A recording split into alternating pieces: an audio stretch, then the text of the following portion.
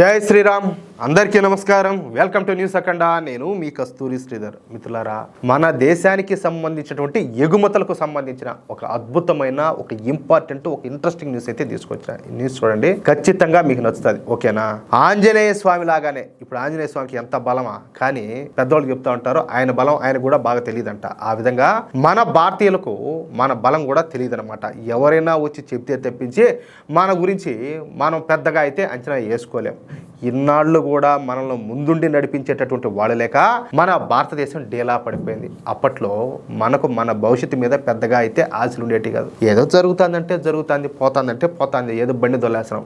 ఒకసారి మీరు కొంచెం ఆలోచించండి. ఇప్పుడు 1970s లోనో 1980s పుట్టిన వాళ్ళు ఉంటారు కదా, ఇప్పుడు వీడియోస్ చూసేవాళ్ళ ఎంతమందికి డబ్బు అనేది ఉండింటారు ఇళ్లలో, ఎంతమంది డబ్బును చూసింటారు? కనీసం 5,000 10,000 ఏమన్నా. అసలు డబ్బు అనేది తెలియదు. ఎంతసేపటికి తింటున్నామా, ఏదో బిడ్డలను సాగుకుంటున్నామా, ఏదో కొంచెం అంతో ఎంతో ఫ్యూచర్ గురించి ఆలోచన చేసేవాళ్ళు, ఏదో పిల్లలను చదివించుకున్నారా, ఇట్లా నడుస్తూ ఉన్నింది. అంతేగాని వాళ్ళకు పెద్ద పెద్ద ఆశలు లక్ష్యాలు అనేవి పెద్దగా ఉండేటివి కాదు. ఏమే ఇప్పటి తరానికి తెలియకపోవచ్చు, కానీ నా చిన్నతనంలోనైతే పరిస్థితులు మరీ దారుణంగా ఉన్నాయి. అసలు నిన్న మొన్నటి దాకా మనం అమెరికా, బ్రిటన్, జపాను, జర్మనీ దేశాలంటే అబ్బా ఊరినైనా అయ్యి ఒకనాటికి మామూలు దేశాలు కాదంటారా, డెవలప్మెంట్ నెక్స్ట్ లెవెల్లో ఉంటుందంట, అబ్బా వాళ్ళు డబ్బులో కానీ టెక్నాలజీలో కానీ వాళ్ళు పెద్ద గొప్పవాళ్ళు అని చెప్పేసి అనుకుంటా ఉన్నాం. కానీ ఇప్పుడు ఆ దేశాలే మనతో వ్యాపార ఒప్పందాలు చేసుకోవడానికి మన ఢిల్లీకి క్యూ కడుతున్నాయి. అర్థమవుతుందా? అది విషయం. అప్పట్లో అమెరికా అని పలకడమే చాలా మంది గొప్పగా భావిస్తారు. అమెరికానా, అమెరికా మా ఊడు అమెరికాలో ఉన్నాడు అట్ట అంత కథ అనమాట. కానీ ఇప్పుడు అమెరికాలే బొంగులే అనే స్థాయికి అయితే పరిస్థితి వచ్చేసింది. అందుకు కారణం వచ్చేసి ఎవరో మన ప్రధాని నరేంద్ర మోడీ గారే. 2014 వరకు అసలు మన దేశంలో ఏం జరిగిందో ఎవరికి కూడా తెలిసేది కాదు.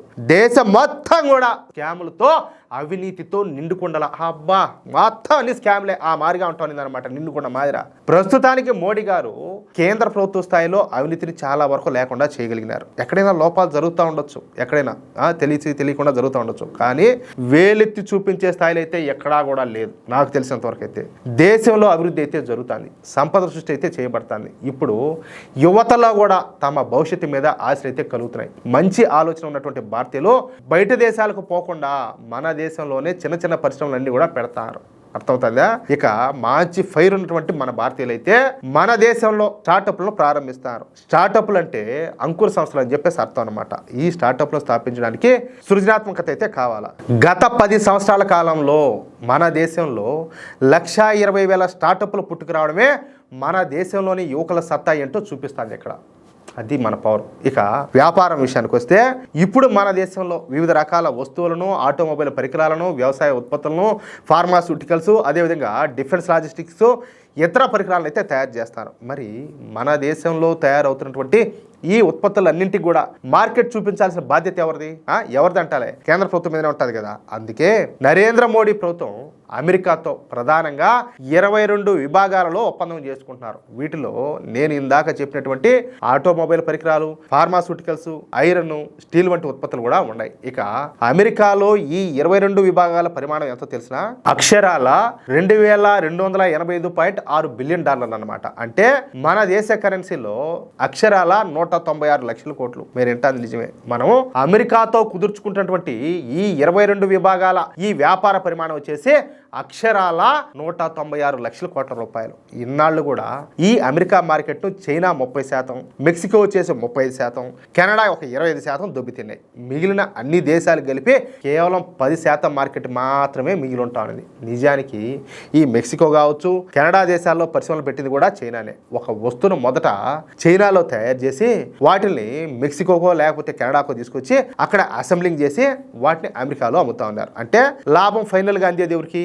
చైనాకే. అందుకే ఈ విషయాన్ని గమనించినటువంటి డొనాల్డ్ ట్రంప్ ఈ 3 దేశాల మీద అంతే స్థాయిలో పెద్ద రాయతపు వేసినట్టు పన్నులు బలంగా వేశాడు. దీంతో ఇప్పుడు ఆ 3 దేశాలపైన పన్నులు విధించడం మన దేశానికి బాగా కలిసి వచ్చింది. చూడండి, మన దేశంలో ఇప్పుడిప్పుడే ఈ పోటీతత్వం అనేది పెరుగుతుంది. నేను ఎవరికన్నా తక్కువ కాదు, నాకన్నా ఎవరు ఎక్కువ కాదు అన్న ఆలోచనతో ఇప్పుడు మన యువ పారిశ్రామికవేత్తలు వాళ్ళ సామర్థ్యానికి పదును పెడతారు. అందుకే ఇప్పుడు మనకు ఆయాచిత వరంగా దొరికినటువంటి ఈ అమెరికన్ 196 లక్షల కోట్ల రూపాయల మార్కెట్ చక్కగా ఉపయోగించుకోవాలని చెప్పేసి మన భారత ప్రభుత్వం, భారతీయ పారిశ్రామికవేత్తలు, వ్యాపారవేత్తలు భావిస్తారు. అర్థమవుతుందా? ఇవి గాక అమెరికాలో ఖనిజాలు, ఇంధనాలు, దుస్తులు, ఎలక్ట్రానిక్స్, ఎలక్ట్రిక్ పరికరాలు, అదేవిధంగా ప్లాస్టిక్స్, ఫర్నిచర్లతో పాటు సముద్ర ఉత్పత్తులకు సంబంధించినటువంటి మరో $1265 బిలియన్ మార్కెట్ అయితే సిద్ధంగా ఉన్నది మన కోసం. ఈ 7 రంగాల్లో భారత్ ఇప్పటికే ఒక స్థాయికి అయితే చేరుకుంది. పైగా ఇప్పుడు ఈ జిత్తులు మారిన నక్క లాంటి చైనా పైన పెద్ద ఎత్తున పన్నులు విధించడంతో ఇక అమెరికాకు ఈ 7 రకాల ఉత్పత్తులను ఎగుమతులు చేయడానికి మన కంపెనీలు సిద్ధమవుతున్నాయి. అంటే డొనాల్డ్ ట్రంప్ ప్రారంభించినటువంటి ఈ పన్నుల ఆటను మన మోడీ ప్రభుత్వం సమర్థవంతంగా ఉపయోగించుకొని మనకు అనుకూలంగా మార్చుకుంటుందన్నమాట. అది విషయం. ఎక్కడ న్యూస్ బాగుందా? అది మిత్రులారా, ఈ న్యూస్ కనుక మీకు నచ్చినట్లయితే ఖచ్చితంగా ఈ న్యూస్ నలుగురికి షేర్ చేయండి. అదేవిధంగా ప్రతి ఒక్కరూ కూడా మీ యొక్క అమూల్యమైన అభిప్రాయాలను ఖచ్చితంగా కామెంట్ రూపంలో తెలియజేయండి. ఇంకో విషయం ఏంటంటే, ఇంతవరకు మీరు కనుక మన ఛానల్ను సబ్స్క్రైబ్ చేసుకున్నట్లయితే ప్రతి ఒక్కరు కూడా మర్చిపోకుండా మన ఛానల్ సబ్స్క్రైబ్ చేసుకోండి, సపోర్ట్ చేయండి ప్లీజ్. జై శ్రీరామ్, జై హింద్.